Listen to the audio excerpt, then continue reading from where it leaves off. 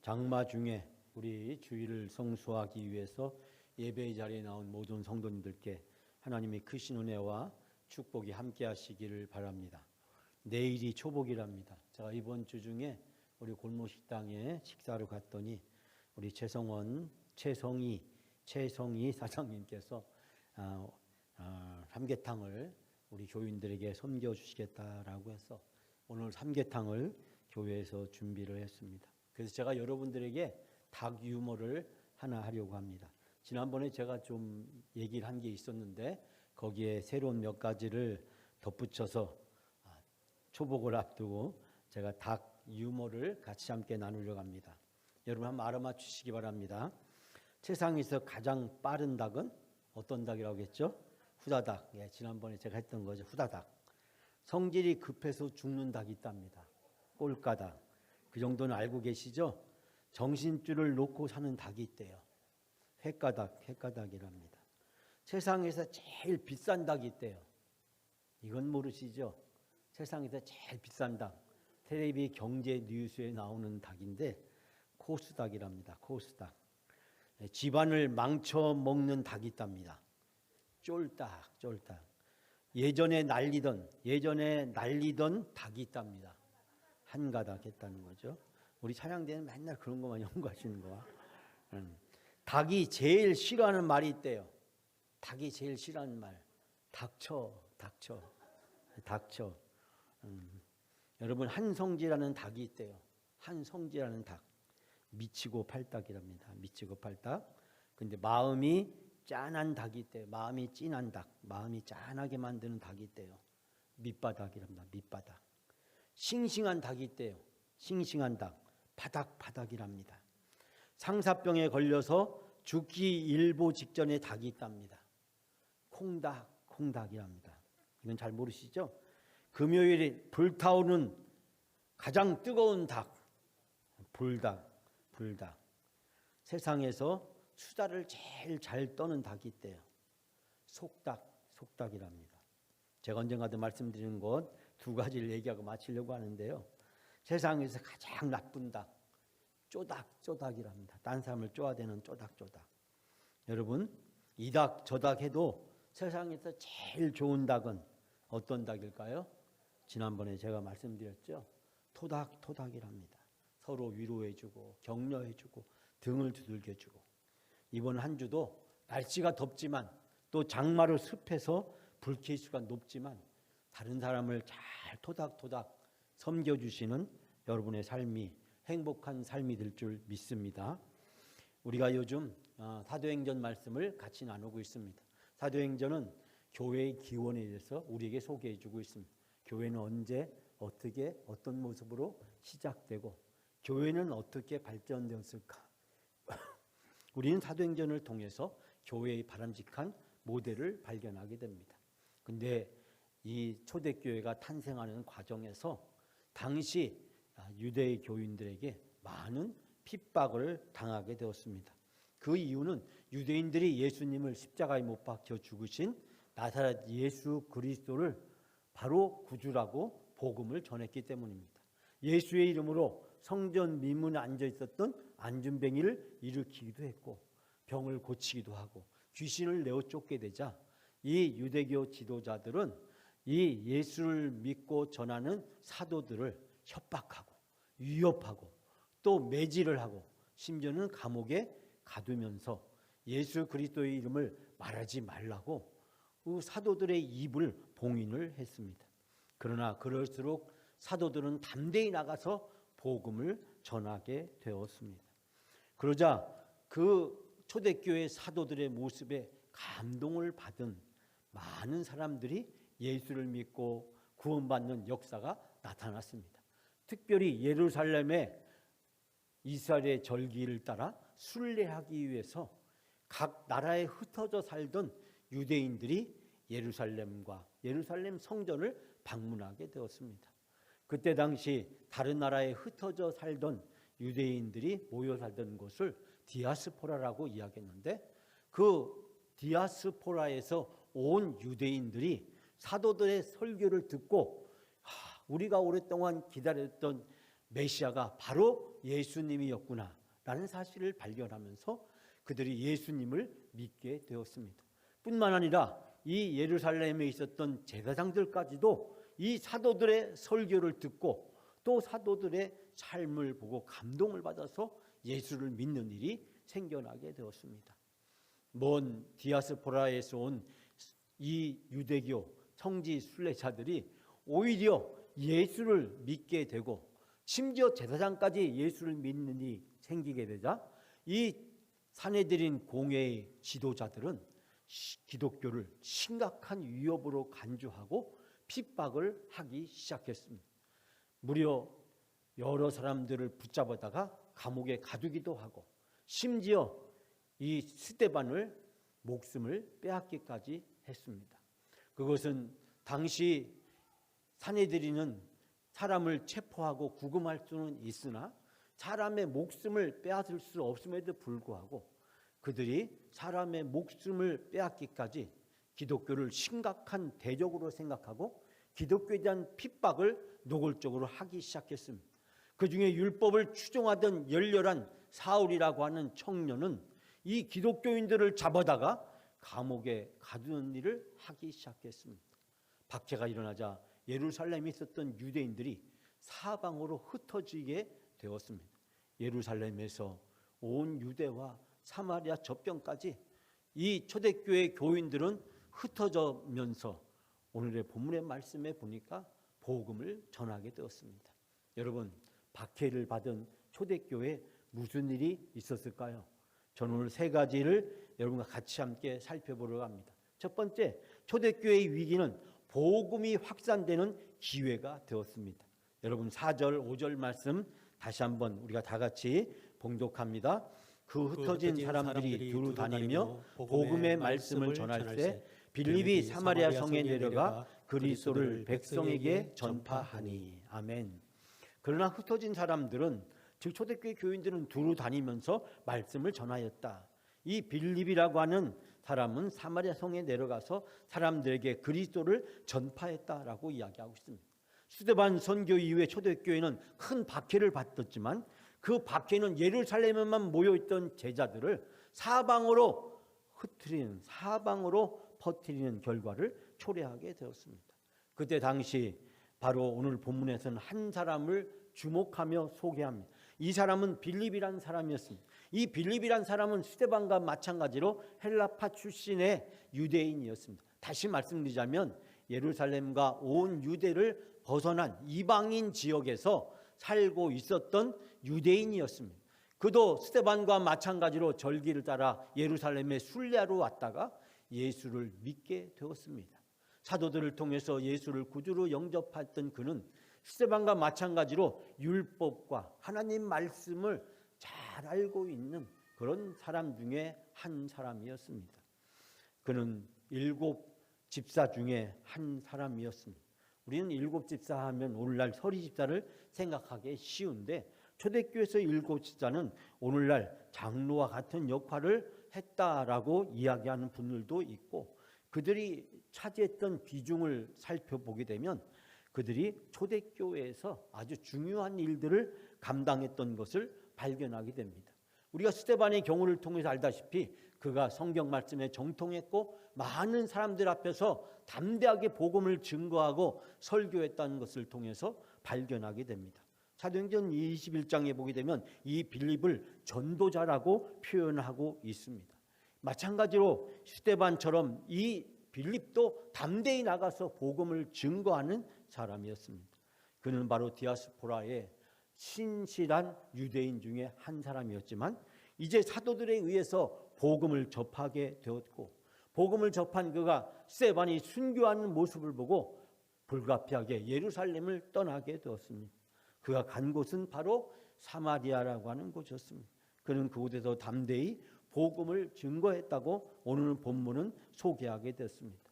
여러분, 예루살렘에 핍박이 일어나면서 예루살렘에 모여있던 사도들과 제자들이 이제 예루살렘 밖으로 온 유대와 사마리아 땅끝까지 가서 복음을 전하는 기회가 되었습니다. 초대교회는 핍박을 받았지만 그 핍박은 복음이 확산되는 놀라운 선교 활동을 가능하게 만들었습니다. 초대교회 박해는 선교의 중심지가 예루살렘에서 이제 온 유대 사마리아로 안디옥으로 이전되는 놀라운 전환점을 맞게 되었습니다. 즉 스데반의 죽음과 초대교회에 불어닥친 커다란 박해는 그리스도인들에게 흩어지는 교회의 사명을 감당하게 되었습니다. 사랑하는 여러분, 초대교회는 스데반 순교 이후에 중대한 위기에 처했습니다. 예루살렘 교회는 이제 더 이상 모일 수 없는 상황이 되었습니다. 바울이 기독교인들을 집을 찾아다니면서 그들을 감옥에 가두는 일을 했기 때문입니다. 기독교는, 초대교회는 사느냐 죽느냐는 갈림길에 서게 되었습니다. 생사를 가름하는 위기는 하나님의 계획을 실현하는 놀라운 전환점이 되었습니다. 초대교회의 핍박은 복음이 예루살렘 시대의 막을 내리고 사마리아 안디옥의 시대의 문을 여는 놀라운 전환점이 되었습니다. 우리가 인생을 살아가면서 때로는 예측할 수 없는 위기에 직면하였을 때 깊은 절망과 좌절에 빠져들게 됩니다. 사망의 음침한 골짜기에서 캄캄한 앞길의 모든 것들을 보면서 절망에 빠지기가 쉽습니다. 그러나 우리가 알아야 될 것은 위기가 전부가 아니라는 사실입니다. 이스라엘 백성들에게 홍해바다는 사망이나 절망이 아니라 하나님의 능력을 체험하는 기회가 되었습니다. 홍해바다를 놓고 탄식하며 부르짖는 이스라엘 백성들에게 하나님은 홍해바다를 가르시고 이스라엘 백성을 건너게 하시고 애굽의 군대가 수장되게 하셨습니다. 하나님의 능력과 권능이 이 자연을 움직이며 세계의 모든 역사를 변화시킬 수 있다는 위대한 경험을 하게 되었습니다.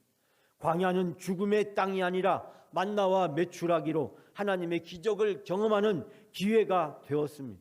폭풍 치는 바다에서 베드로는 바다 위를 걷게 되었고 바다에 빠졌을 때 건져주시는 예수님의 기적을 체험하게 되었습니다. 나사로의 죽음은 인생의 끝이 아니라 예수님의 능력은 죽은 자도 살리신다는 것을 체험하게 되었습니다. 사랑하는 여러분, 예수님의 능력에는 한계가 없습니다. 복음의 능력은 이처럼 놀라운 일을 이루게 된다는 사실을 발견하게 됩니다. 위기는 하나님의 능력을 체험하는 기회가 됩니다.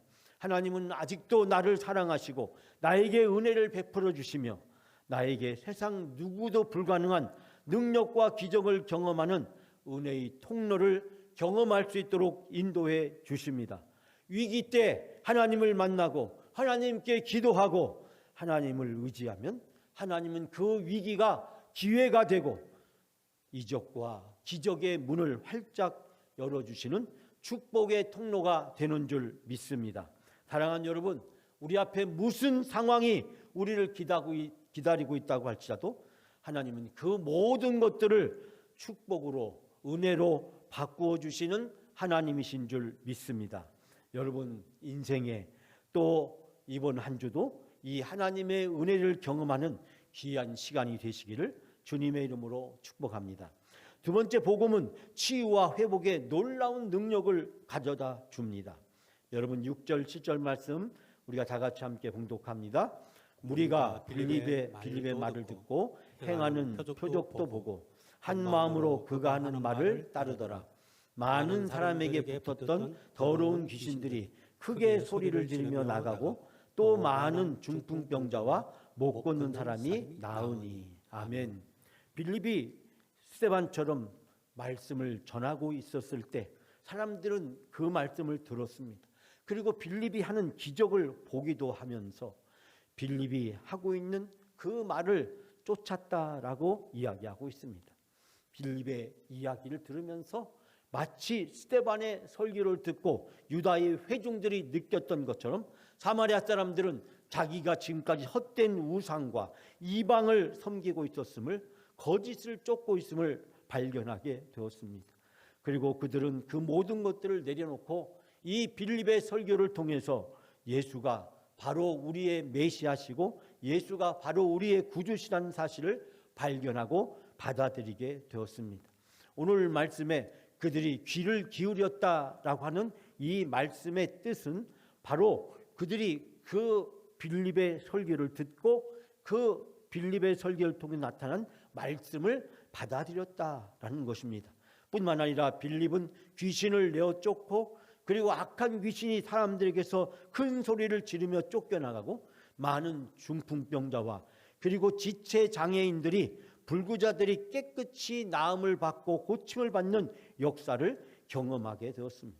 빌립의 설교는 많은 사람들에게 감동과 은혜를 주었고 빌립을 통해 일어난 귀신이 쫓겨나가고 병자가 치유되는 역사는 복음의 능력을 확인할 수 있게 되었습니다. 즉 빌립은 말씀을 선포했을 뿐만 아니라 사마리아 사람들에게 큰 감동과 은혜를 주었고 그들에게 놀라운 하나님의 능력과 권능을 그들에게 보여주었습니다. 사랑하는 여러분, 빌립이 행했던 표적은 귀신 축질과 병자의 치유였습니다. 이것은 복음을 전할 때 나타나는 현상들이었습니다. 하나님은 빌립을 통해서 성령을 통해서 그 사마리아 사람들에게 역사해 주셨고 천국이 임했다는 것을 그들에게 보여주었습니다. 결국 사마리아 사람들은 자기들이 영적으로 치유를 받았을 뿐만 아니라 육신의 불구까지도 회복되는 놀라운 역사를 경험할 수 있게 되었습니다. 사랑하는 여러분, 복음은 이처럼 놀라운 능력을 가져다 줍니다. 귀신도 내어 쫓고 병자도 고쳐주시고 우리의 삶과 인생의 모든 문제를 해결해 주십니다. 세상에 줄 수 없는 놀라운 구원의 은혜와 축복을 우리는 복음을 통해서 발견하게 됩니다. 예수를 믿고 구원받으면 하나님은 우리의 인생과 우리의 삶에 놀라운 일을 이루어 주시는 하나님이신 줄 믿습니다. 예수님이 가는 곳마다 복음이 전파되는 곳마다 치유와 회복의 놀라운 역사가 일어나게 될 줄 믿습니다.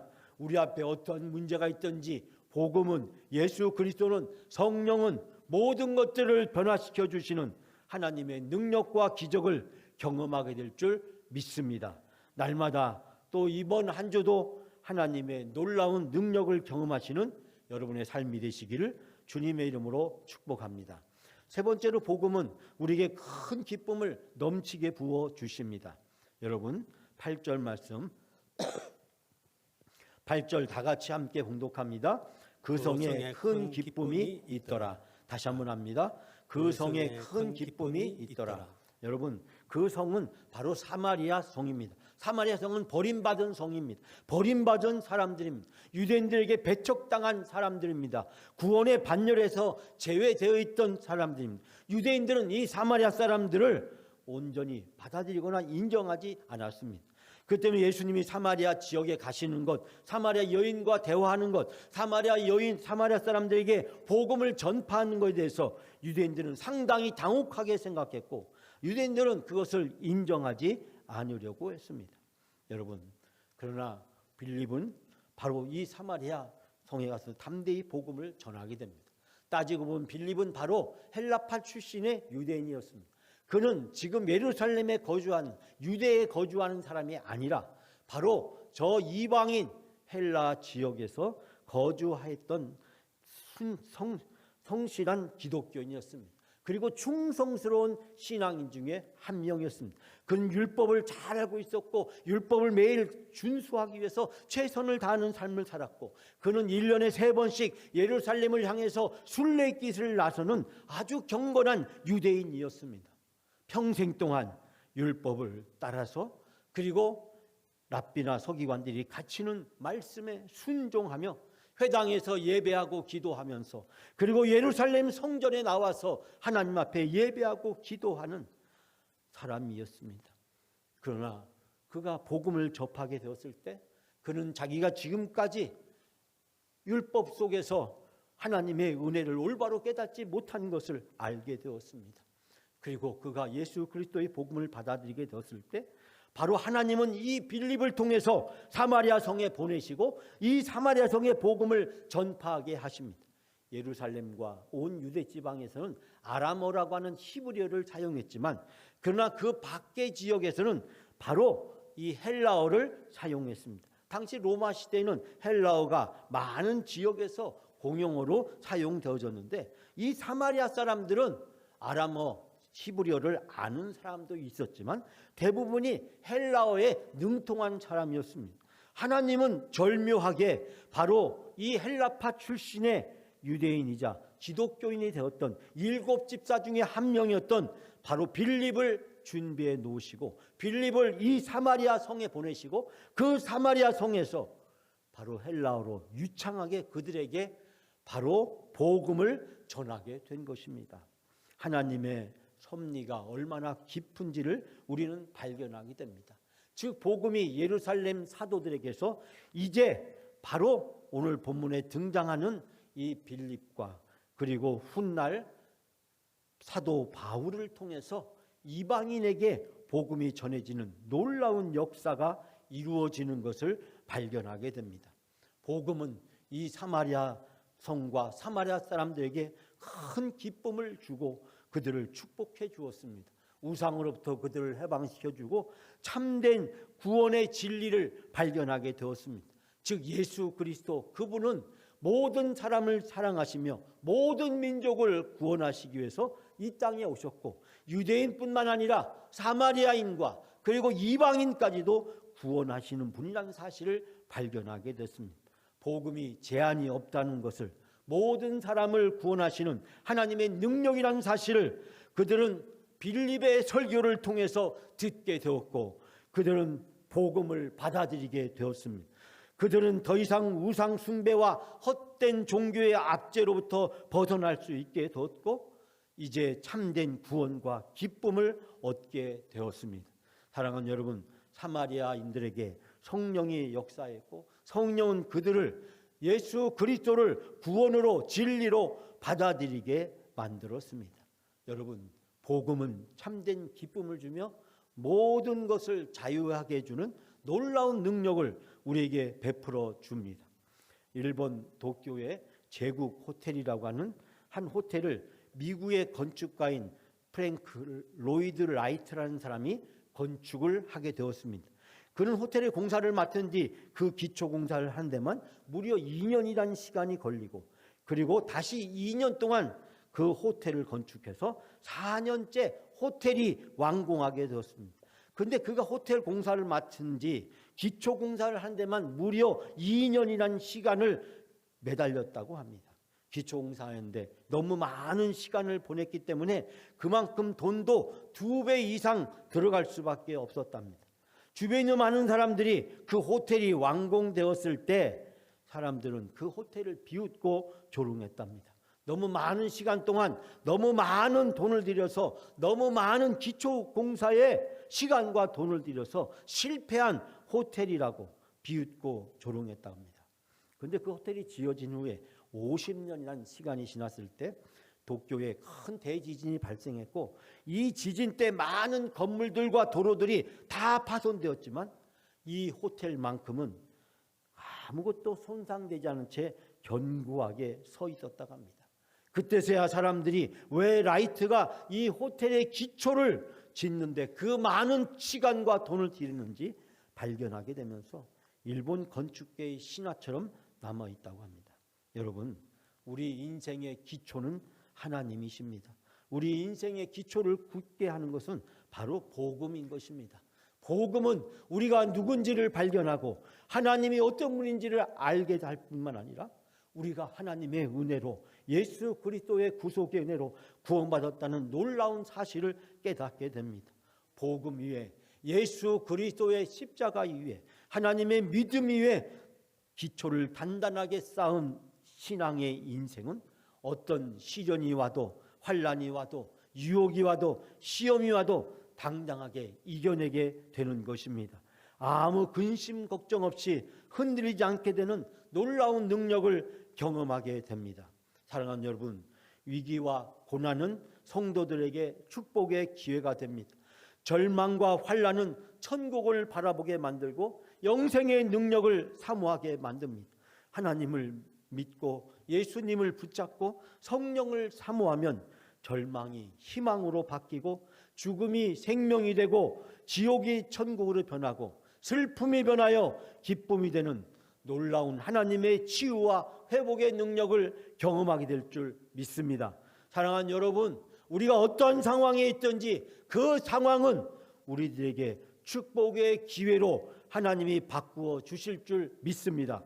초대교회가 어려움에 당했지만 그 박해가 오히려 하나님의 놀라운 섭리와 계획을 이루는 기회가 되었던 것처럼 오늘 한국교회도 우리 교회도 우리 인생도 살아가면서 어떠한 어려움에 어떠한 상황에 직면하든지 하나님은 그 모든 것들을 바꾸어 주시고 그 모든 것들을 통해서 하나님의 놀라운 능력과 권능을 경험할 수 있도록 우리를 인도해 주실 줄 믿습니다.